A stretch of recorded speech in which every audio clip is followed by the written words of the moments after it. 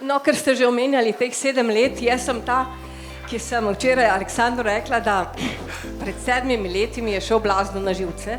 Nisem mogla poslušati ne njegovih reklam, niti gledati njega na YouTubu, kjerkoli. Bila sem že na mailing listi in verjemite, izpisala sem se, ker je bilo preveč vsega.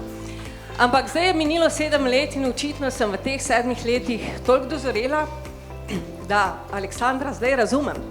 Razumem, kaj govori, razumem veličino in širino hipnoze in, kar je najbolj pomembno, spoznala bom tudi svoj ta nezavedni, svojo podzavest in mislim, da bova dober prijatelj tudi naprej, kajti vse v tem imenu, v svojem imenu in mogoče tudi v imenu Aleksandra povabim, da postanemo vsi kmalu masteri oziroma mojstri hipnoze.